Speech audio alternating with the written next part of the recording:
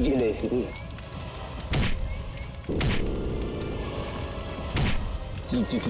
जी हमेशा बुराई की होती है। नहीं नहीं हारू, नहीं हारूंगा मैं।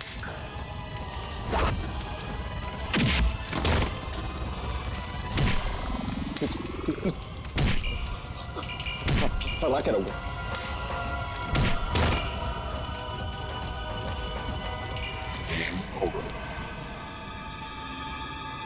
समीर, कहां तक भागोगे?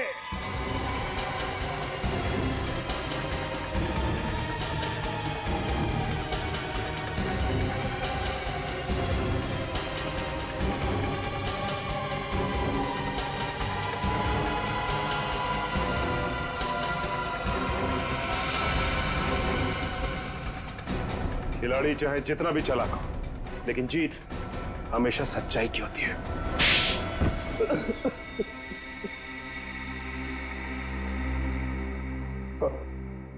अगर जीत हमेशा अच्छाई की होती है तो मेरी जीत क्यों नहीं हुई? 7 साल पहले गया था मैं मुकेश के पास नौकरी के लिए। उसने मेरा इंटरव्यू तक नहीं लिया। क्यों नहीं लिया? क्योंकि मैं कभी कभी हकलाता हूं, इसीलिए।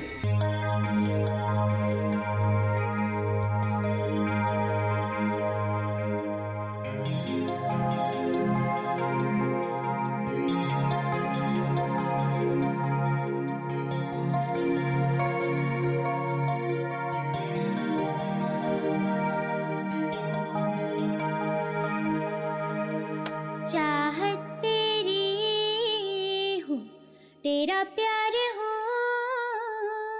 चाहत तेरी हूँ, तेरा प्यार हूँ। मिलने को हमदम मेरे जरा बेकरार हूँ। चाहत तेरी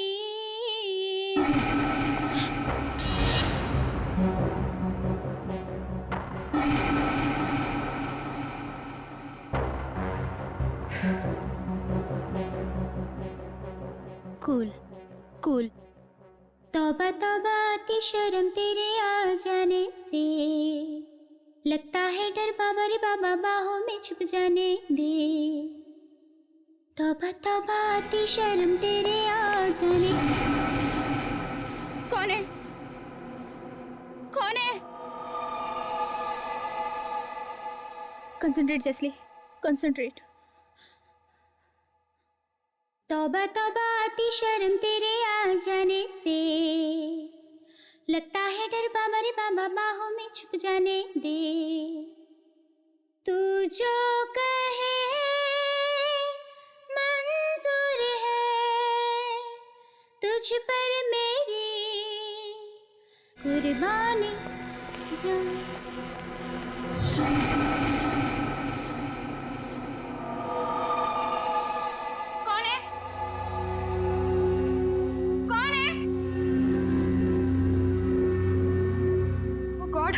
आज मेरे साथ हो क्या रहा है?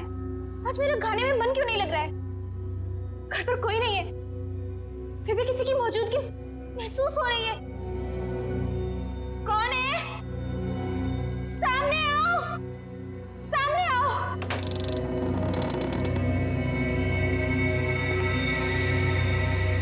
कौन हो तुम? कौन हो तुम? बोलो, कौन हो तुम?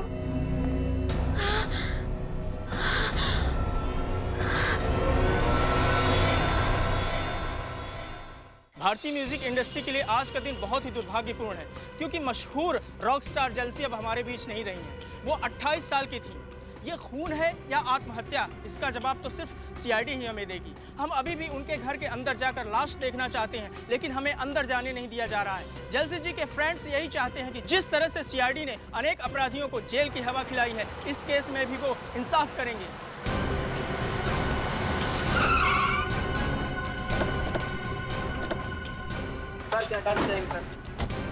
आप लोग प्लीज हटिए, सामने से हट जाइए। प्लीज आप लोग सामने हट जाइए, प्लीज प्लीज बाद में प्लीज इनमें से किसी को भी अंदर आने मत। आप लोग वहीं पे रुकिए प्लीज।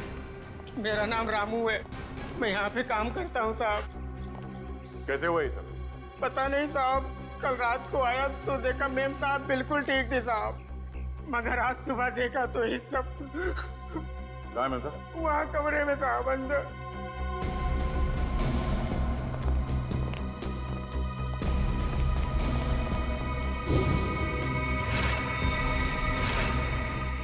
रामू, जी साहब। ये कैसे कपड़े पहन रखे हैं जलसी ने? साहब मेम साहब रॉक स्टार थी, अच्छे अच्छे और तरह तरह के कपड़े पहनने का उन्हें बहुत शौक था, पर इस तरह के कपड़े मैंने कभी नहीं देखे मेम साहब के पास। लाश को किसी ने हाथ तो नहीं लगाया? नहीं साहब।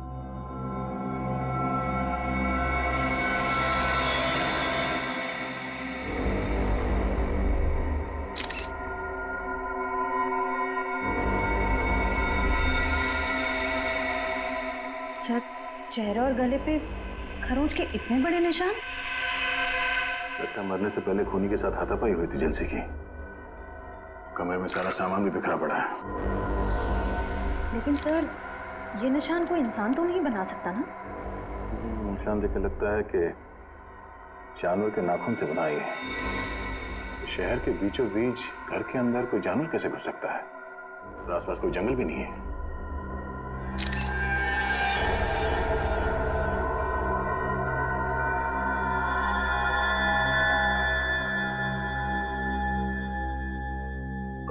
जी सर। तुम्हारी मेम साहब गाने का रिहर्सल इसमें रिकॉर्ड करती थी? हाँ साहब। ओह, तब तो खूनी की आवाज स्टेप में रिकॉर्ड होगी। हेलो, क्या 3 और लाशें मिली हैं?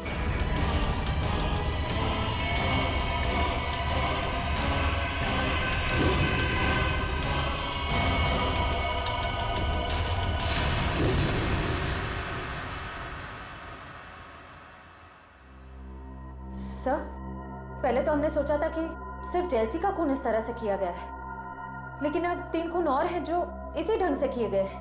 सर, इससे पहले जो 3 लाशें मिली हैं उनका आपस में कोई संबंध भी नहीं है सर। ये नहीं हो सकता निखिल, कोई ना कोई संबंध तो जरूर है आपस में। कोई ऐसी एक कॉमन कड़ी जो इन्हें जोड़ती है, कोई एक ऐसी खास बात जिसकी वजह से खूनी ने इन्हें ही अपना शिकार बनाया।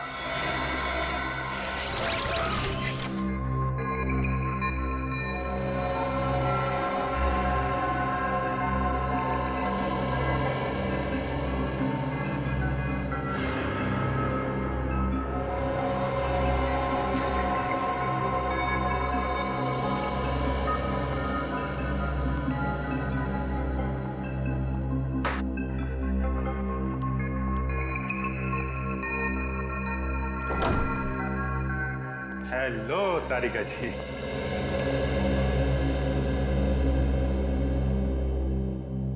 अरे डॉक्टर साहब, क्या हुआ? ये चेहरा आपका क्यों लटका हुआ है? लगता है किसी बड़ी उलझन में आप। उलझन कैसे नहीं होगी सर, इस काम में कितना दिमाग लगाना पड़ता है। मुझे लगता है डॉक्टर साहब ने बहुत दिमाग लगाया, लेकिन उन्हें पता नहीं चला कि क्या हुआ है।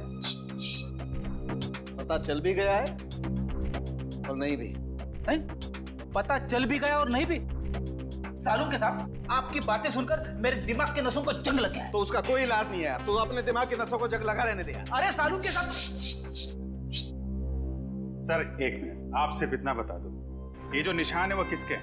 आदमी के हैं, जानवर के हैं, किसी धारदार हथियार के हैं, किसके हैं? अभिजीत, ये निशान ना ही किसी धारदार हथियार के हैं और ना ही किसी इंसान या जानवर के नाखूनों के। हाँ। तो फिर ये निशान किस चीज के हैं? वही पता लगाने की कोशिश कर रहे हैं। थोड़ा वक्त लगेगा यार, प्लीज वेट करो। सर आने के।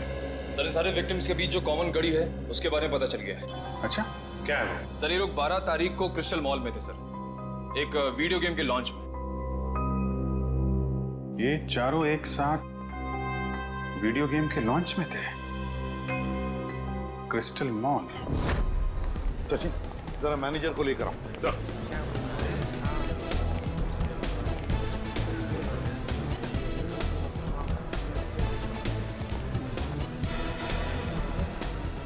ये देखो,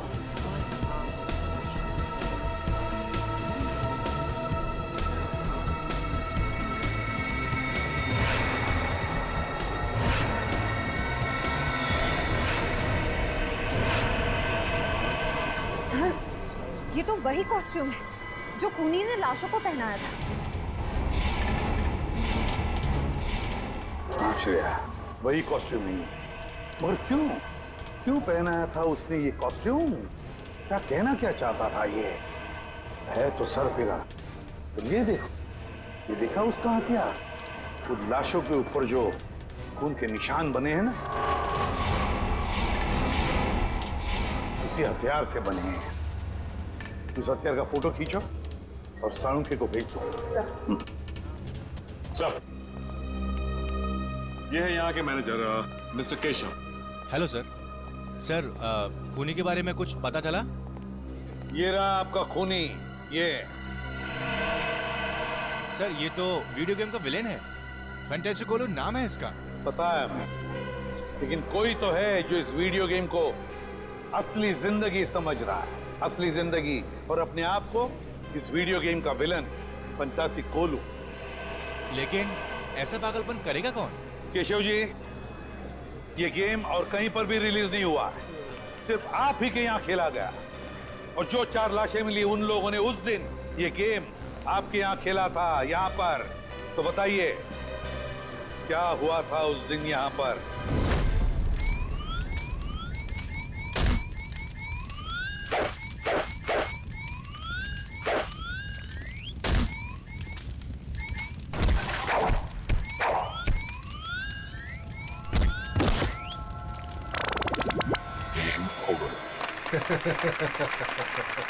ये तो वीडियो गेम बनाने वाला खुद ही अपने विलन से हार गया। मुकेश जी, वीडियो गेम या फिल्म है, दोनों तभी चलती हैं जब विलन यानी कि बुरा आदमी हीरो से ज्यादा शक्तिशाली हो, है ना? चलिए अब हम फंक्शन शुरू करते हैं। लेडीज एंड जेंटलमैन, मुझे बहुत खुशी हो रही है कि मुकेश जी ने अपना नया वीडियो गेम जिसका नाम है the death of the ocean का प्रचार करने का हमें सुनहरा मौका दिया है।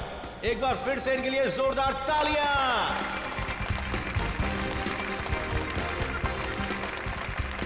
Thank you ladies and gentleman, thank you very much. अब मैं इस खास मौके पर हमारे एक खास मेहमान को स्टेज पर आमंत्रित करता हूं, जो है फेमस रॉक स्टार जेस्ले। Please ladies and gentleman, give her a big hand.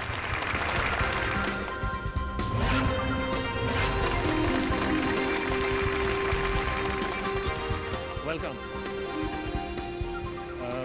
जेस्ले, आपका बहुत बहुत स्वागत है हमारे इस फंक्शन पे।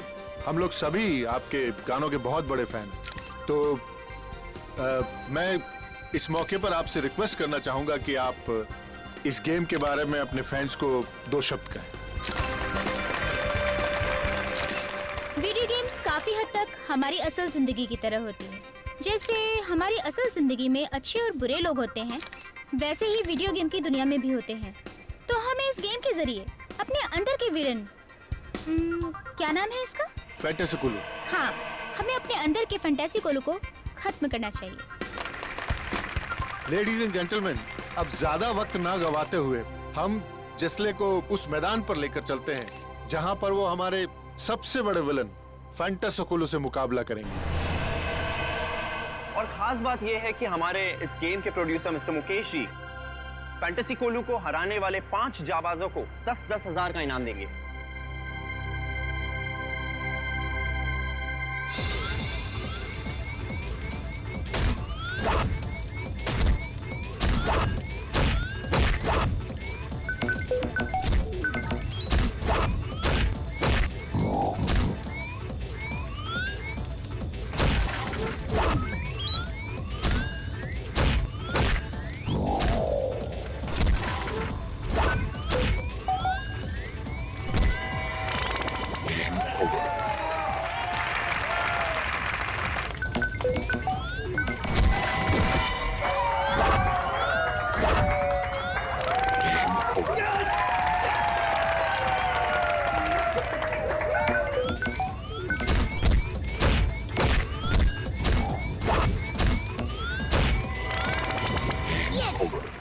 शगुन। Congratulations. Congratulations. Arpit. Congratulations. Congratulations. Ankush. Prakash and जलसी। Well done man. Thank you so much. Congratulations. Thank you. खूनी एक और खून करने वाला है, उस 5वें आदमी का। हाँ केशव, 5 में से 4 लोगों की तो जाने जा चुकी है। ये 5वां जो बचा है उसका नाम और डिटेल चाहिए हमें जल्दी। Sure sir.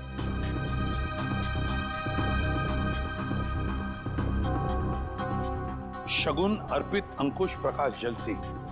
इसमें से बचा है प्रकाश। इसे फोन करो जल्दी।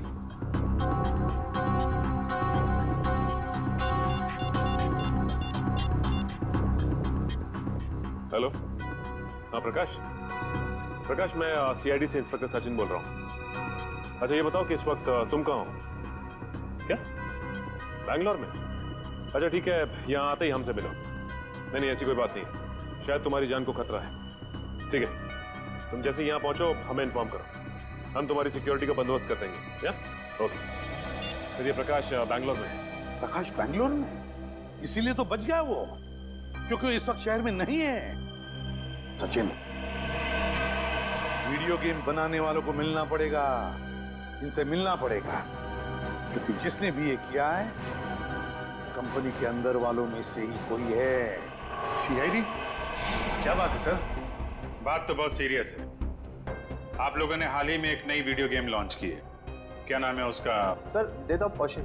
हाँ वही, डेथ ऑफ ओशन। इसका प्रमोशन आप लोगों ने क्रिस्टल मॉल में किया था ना, जहाँ पे 5 लोगों ने आपका ये गेम जीता था और उन्हें आप लोगों ने इनाम भी दिया था। तो उसमें क्या गलत बात है सर? जीतने वालों को इनाम देना तो अच्छी बात है ना। लेकिन उन्हें मौत के घाट उतार देना ये अच्छी बात नहीं है।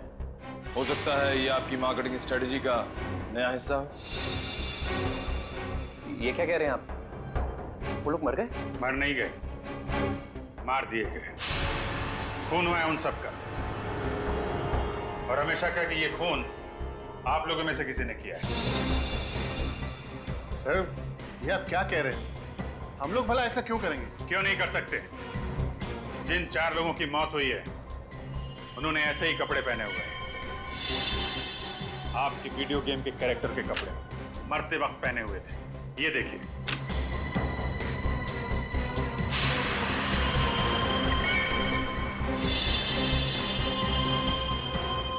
और अब जब ये खबर अखबार में छपेगी तो आपकी वीडियो गेम को पब्लिसिटी मिलेगी, ज्यादा ग्राहक आएंगे और आप ज्यादा पैसे कमाएंगे। क्यों? सर पर ये तो नेगेटिव पब्लिसिटी है ना, इससे तो हमारा बिजनेस ठप हो जाएगा। अरे आपने वो कहावत नहीं सुनी है क्या? Negative publicity is good publicity. कहीं आपने ये तो नहीं सोच लिया? सर वीडियो गेम्स बेचने के लिए हम लोगों का खून करेंगे? ये आप लोग सीआईडी वाले क्या कह रहे हैं? हम लोग बिजनेस करते हैं और मनोरंजन भी, और ये खून करना, मर्डर करना हमारे बिजनेस के एजेंडा में नहीं है।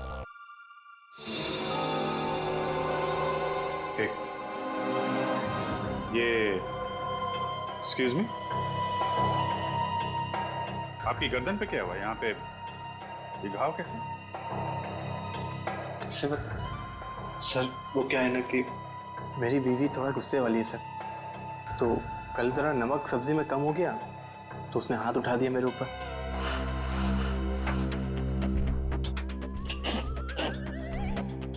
सब्जी में नमक कम था और गलती आपकी वाइफ की थी। कमाल है, फिर सॉरी बोलने के बजाय आपको मारा पीटा। नहीं सर, गलती मेरी बीवी की नहीं थी, गलती तो मेरी थी सर। वो क्या है ना कि घर का सारा कामकाज मुझे करना पड़ता है, झाड़ू पोता, बर्तन, कपड़े, यहाँ तक कि सर मुझे टॉयलेट भी साफ करना पड़ता। तो आप ऑफिस का काम कब करते हैं? सर दिन में ऑफिस ही आता हूँ। सर ये तो वैसे ही किस्मत का मारा हुआ है, ये किसी को क्या मारेगा? फिलहाल अभी तक की इन्वेस्टिगेशन से यही सामने आया कि जो लोग आपका गेम खेल रहे हैं और उसमें जीत रहे हैं उनका खून हो रहा है। तो जब तक ये केस सॉल्व नहीं हो जाता आप ये गेम मार्केट में नहीं ला सकते। सर ये आप कैसे कर सकते हैं? अरे हम लोगों को लाखों का नुकसान हो जाएगा। लाखों के नुकसान से ज्यादा मुझे उन हजारों लोगों की जान की परवाह है जाग के इस खूनी खेल की भेंट चढ़ सकते हैं। राज घबराओ मत, कुछ नहीं होगा आपको। सीआईडी आपके साथ है, आपका कोई बाल भी बांका नहीं कर सकता। मुझे पर निखिल सर, आप लोगों के रहते हुए भी 4-4 खून हो ही गए ना, आप कहाँ बचा पाए उन्हें? देखो प्रकाश, उस वक्त हमें पता नहीं था कि खूनी किसे मारने वाला है। अब हम जानते हैं कि वो आप पे हमला करने वाला है। देखो आप निश्चिंत हो जाइए, हम है ना, कुछ नहीं होगा आपको। आइए आराम से निश्चिंत होकर सो जाइए। आइए। मुझे बहुत डर लग रहा है सर, प्लीज आप यहीं रुक जाइए। कुछ नहीं होगा आपको, विश्वास करिए हम पे। आइए सर। आप आराम से सो जाइए। आइए। Okay sir, thank you. Okay, मैं बाहर वेट करता हूँ। हाँ, आप आराम से निश्चिंत होकर सो जाइए।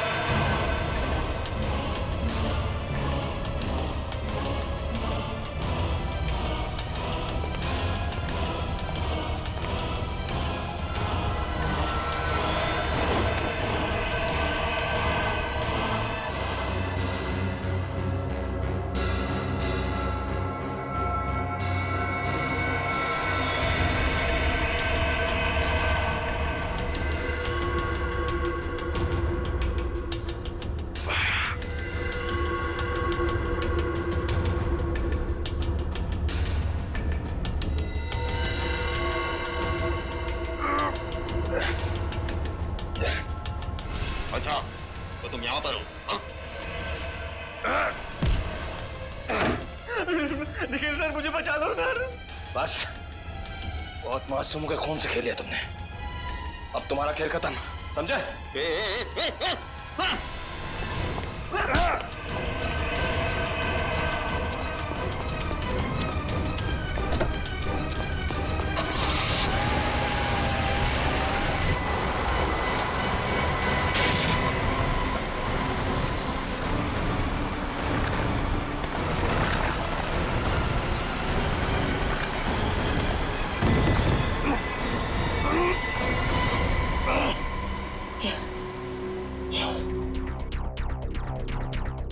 आज मेरा खाने में मन क्यों नहीं लग रहा है?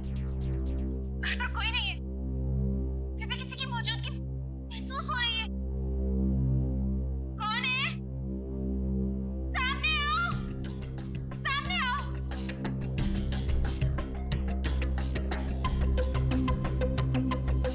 कौन है तुम? अंदर कैसे आए? रामू, कहाँ से आए तुम? छोड़ दो मुझे। ये लगता है सर खूनी की आवाज है। हाँ अभिजीत, लगता है जलसी ने अपने आप को बचाने के लिए खूनी पर हमला किया और खूनी को चोट आ गई। सर समीर के ऑफिस में एक इंजीनियर था, इसके गर्दन पे चोट लगी थी। सर वही आदमी ना जिसको उसकी बीवी ने मारा था। बीवी ने नहीं मारा था उसे, जेलसी ने मारा था। अभिजीत, इससे पहले कि वो इंजीनियर अपना बोरिया बिस्तरा बांधकर यहाँ से भाग ले, दबोच लो उसे। सर सालुंके साहब ने बताया कि ये जितने भी खून हुए वीडियो गेम के उसी हथियार से हुए सर। हेलो, हाँ बोल रहा हूँ। रेस गेस्ट हाउस, ओके, या thank you very much. Sir, RT वालों का फोन था। कल रात निखिल पे हमला करने के बाद हमलावर जिस कार से भागा वो रेस गेस्ट हाउस के नाम पे रजिस्टर्ड है। रेस गेस्ट हाउस के नाम पे रजिस्टर्ड है। अब देखते हैं अभिजीत, ये खूनी कैसे भागता है।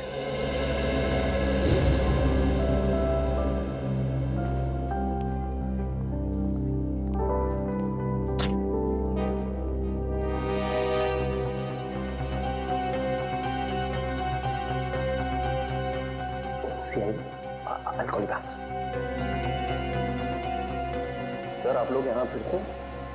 खूनी का कुछ पता चला? पता चल जाएगा। कहाँ है आपका वो इंजीनियर? कौन सा इंजीनियर सर? अरे यार, नाम नहीं याद आ रहा उसका। वही वाला जिसकी बीवी से बहुत मारती है। शायद आप विनोद की बात कर रहे हैं सर। हाँ, उसी की बात कर रहे हैं। जरा बुलाइए उसे, कुछ जरूरी बात करनी है। सर, पर वो तो ऑफिस में नहीं है सर। है नहीं? तो फिर कहाँ है? सब आज सुबह आया था, अचानक उसकी बीवी की तबीयत खराब हो गई तो सेवा करने चला गया। कह रहा था 6-7 दिन नहीं आऊंगा। अरे वाह, आपकी कंपनी तो बहुत दयालु है। बीवी की तबीयत खराब हुई तो 1 हफ्ते की छुट्टी दे दी। सर, अब क्या है कि अच्छे एम्प्लॉयज का ख्याल तो रखना ही पड़ता है ना सर। कहीं हमारी कंपनी छोड़ के कोई और कंपनी ज्वाइन कर ली तो नुकसान तो हमारा है ना सर। फायदा नुकसान का अच्छा हिसाब रखते हैं। जरा नंबर दीजिए उसका। Sir, number 19724-84323।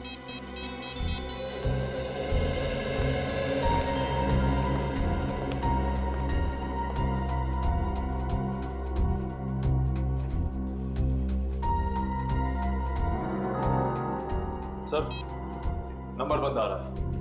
ओह, लगता है बीवी के पैर दबा रहा होगा। एड्रेस दो उसका।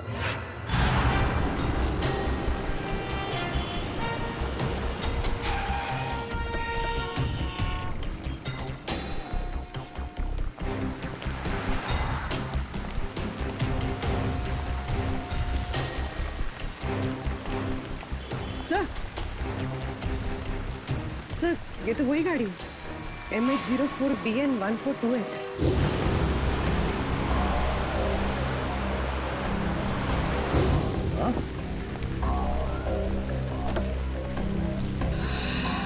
गाड़ी खोला है? तुम एक काम करो, गाड़ी को अच्छी तरह से चेक करो, तब तक मैं अंदर जाके देखता हूँ। सर,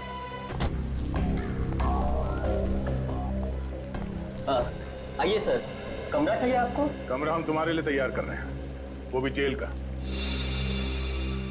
जेल का कमरा? CID। बात क्या है सर? बाजू गाड़ी खड़ी है, MH04BN1428। तुम्हारी गाड़ी है? मेरी नहीं है सर, हमारे मालिक की। मैं तो यहाँ मैनेजर हूँ। मालिक कहाँ है? सर, वो तो न्यूजीलैंड में रहते हैं, कभी कभार आते हैं इंडिया में। ये गाड़ी कल रात कहाँ पर थी? इसकी तो कल रात बुकिंग थी। मालिक के कहने पर हम इसे कभी कभार टैक्सी की तरह इस्तेमाल करते हैं। सर कार में कुछ नहीं मिला। कुछ नहीं मिला? कल रात कार की बुकिंग किसने की थी? 1 मिनट सर।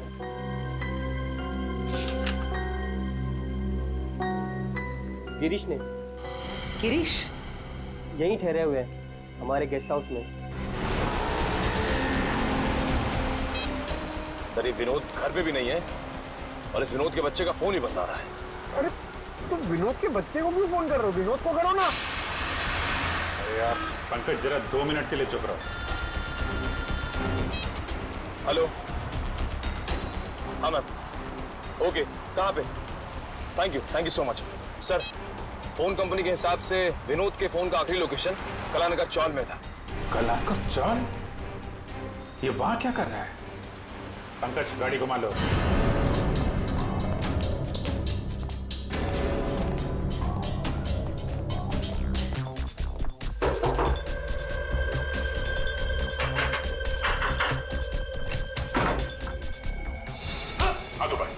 हाथ ऊपर। कोई चला गिरे। ये लोग CID से हैं। लेकिन मैंने क्या किया है? कमरे की तलाशी लो, देखो कोई हथियार मिलता है क्या। सर हथियार? मैं एक शरीफ आदमी हूँ, मेरे पास हथियार कहाँ से आ सकता? शरीफ आदमी हो तुम, 4 लोगों के खून कर दिए हैं। कल रात 5 बार खून करने गए थे तुम। 4 खून? सर मैंने आज तक मक्खी नहीं मारी, तो मैं भला किसी का खून कैसे कर सकता हूँ? होटल की टैक्सी लेके नहीं गए थे तुम कल रात प्रकाश के घर में? हाँ? मैं तो यहाँ अपने दोस्त की शादी अटेंड करने आया था, उसी के फंक्शन में गया था। सर कमरे में से उस वीडियो गेम का कॉस्ट्यूम तो नहीं मिला, ये शादी का कार्ड मिला है। सर आप वहाँ जाके पता कर सकते हैं, सभी से पूछ सकते हैं सर। मैं रात के 4 बजे तक सर वहीं पे था। 2 दिन पहले कहा था तुम, जब बाकी के खून हुए? सर मैंने कहा ना, मैं इस शहर में नया हूँ, मैं बनारस का रहने वाला हूँ। शायद कोई आदमी उस शादी से ये गाड़ी चुरा के ले गया जुर्म को अंजाम देने के लिए। उसमें ड्राइवर नहीं था क्या? नहीं सर, कल हमारा ड्राइवर छुट्टी पर था, तो गिरी जी ने कहा कि वो खुद ही ड्राइव कर लेंगे। उस शादी में जितने लोग आए थे, जितने गेस्ट, उन सबकी लिस्ट मंगवाते हैं। भाई साहब ये आदमी कहाँ पर रहता, कुछ पता है? आप इस गली में चले जाइए।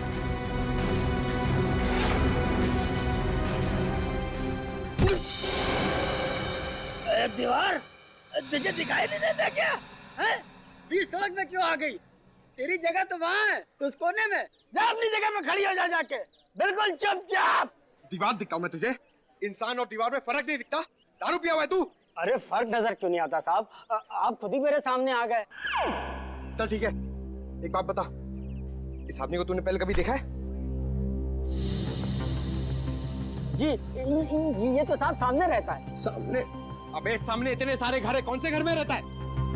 मेरा मतलब खोली नंबर 115। सर कह रहा कि खोली नंबर 115। खोली नंबर 115? जी साहब 115 में। अच्छा ठीक है। सर आप कम पिया करो, सेहत के लिए ठीक नहीं है। जी साहब, माय बाप। सर पूरा 115।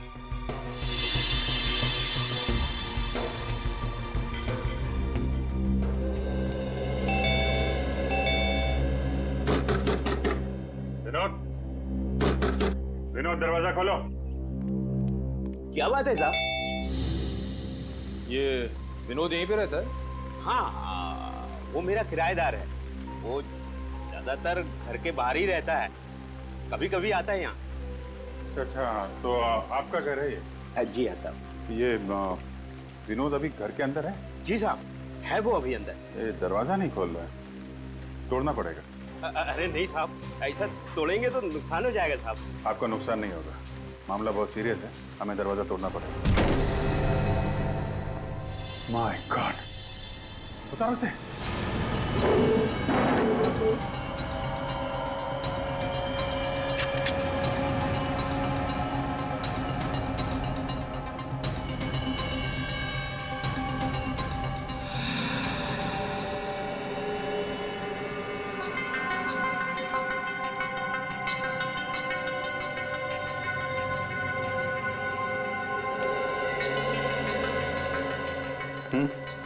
सर काफी देर हो गई है मरे हुए से। सर इसकी जेब से ये मिला है।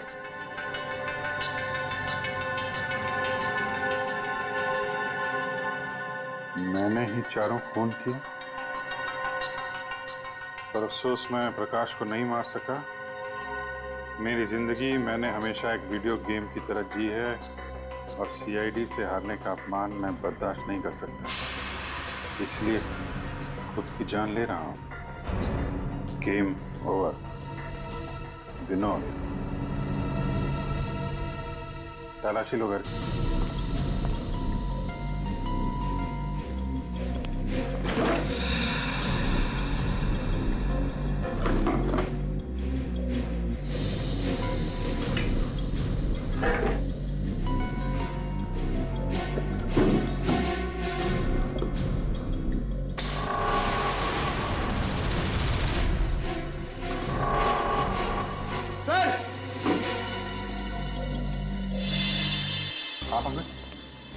सर ये देखिए, गेम के कपड़े और हथियार।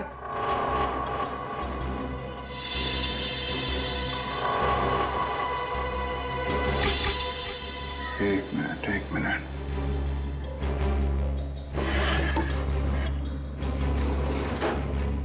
खुली हुई है।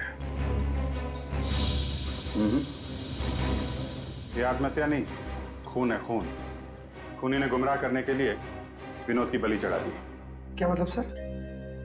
छत की हाइट बहुत कम है पंकज, और विनोद करीब 5 फीट 8 इंच का है। इतने बड़े स्टूल पे खड़े होकर अगर वो फांसी लगाएगा तो छत से सीधा सर टकराएगा उसका। इतनी अनकंफर्टेबल पोजीशन में कोई सुसाइड नहीं करता, और फिर सब कुछ इतनी आसानी से मिल गया। सुसाइड नोट, ये कपड़े, हथियार। ऐसा लगता है किसी ने विनोद का खून किया, उसे ऊपर लटकाया, कमरा अंदर से बंद किया और इस खिड़की से बाहर निकल गया। सर फिर तो इस काम के लिए 3-4 लोग लगे होंगे, क्योंकि जिस तरह लाश को टांगा गया है उसके लिए काफी ताकत की जरूरत पड़ेगी सर। करेक्ट। देखो और कुछ मिलता है क्या? तब तक मैं जरा। क्या हुआ साहब, विनोद मिला क्या? एक्चुअली विनोद का किसी ने फोन कर दिया है। खून? हे भगवान, अब मेरा ये कमरा कौन लेगा भाड़े पे? अरे इससे भी और कोई जगह नहीं मिली थी मरने के लिए? कमाल करते हैं आप, यहाँ एक आदमी की मौत हो गई और आपको किराए की पड़ी है। अच्छा, अभी थोड़ी देर पहले विनोद से कोई मिलने आया था? नहीं साहब, यहाँ कोई नहीं आया था। कमाल है, दिन दहाड़े कुछ लोग आके विनोद का खून कर जाते हैं और यहाँ पे किसी ने कुछ नहीं देखा। आंखें बंद करके बैठे थे क्या आप लोग? अच्छा, पहले कभी कोई आया था मिलने से? सर 2-3 दिन पहले करीब रात 2 बजे विनोद एक आदमी के साथ आया था। दोनों में बहुत बहस हो रही थी। अच्छा, किस बात को लेके बहस हो रही थी? सर ये तो मुझे मालूम नहीं, लेकिन बीच बीच में कुछ अंग्रेजी में बात कर रहे थे। अंग्रेजी में? उस आदमी का चेहरा देखा था तुमने? नहीं सर। कुछ और बता सकते हो उसके बारे में? हाँ सर, एक बात याद है, जब विनोद और उसके बीच में तू मैं हो रही थी तो वो आदमी बीच बीच में हकला रहा था। हकला रहा था? अभी तक तो ऐसा कोई आदमी टकराया नहीं इस केस में जो हकलाता हो।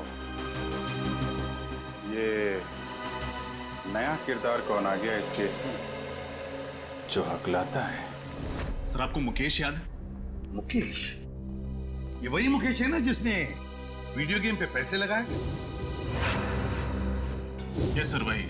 उस रात गिरीश जिस शादी में गया था, वहां के मेहमानों की लिस्ट में मुकेश का नाम भी। मगर सर इतने सारे खून करके मुकेश अपना ही नुकसान क्यों करवाएगा? इस मुकेश को उठाओ, वही बताएगा। सर ये सच है कि मैं शादी में गया था, लेकिन आप जिस गेस्ट हाउस की टैक्सी की बात कर रहे हैं, मुझे उसके बारे में कुछ पता नहीं है। पता कैसे नहीं है? उसी टैक्सी में बैठ के आप प्रकाश के घर गए थे। हमारे सीआईडी ऑफिसर पे भी हमला किया आपने। सर ये बात सच नहीं है, मैं तो पूरे टाइम शादी में ही था। शाम को 5 बजे से लेकर सुबह 3 बजे तक फेरे होने तक। आप चाहे तो शादी की फुटेज देख सकते हैं। वो तो हम देखेंगे ही। झूठ बोल के कोई मुजरिम बचा नहीं है आज तक। वैसे कभी हकलाने की कोई तकलीफ रही है आपको? हकलाने की? नहीं सर। ऐसे कोई आदमी आपके आसपास जो हकलाता हो? हाँ सर, एक इंसान है जो कभी कभी हकलाता है। या तो उसे बहुत ज्यादा गुस्सा आ जाता है तब, या फिर वो किसी बात को लेकर नर्वस हो जाता है तब। और है कौन वो?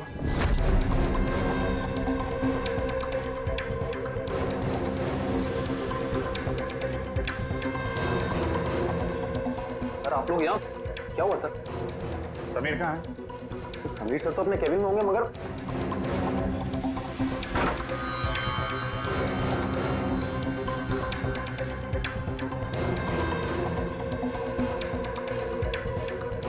सर अंदर तो कोई भी नहीं है।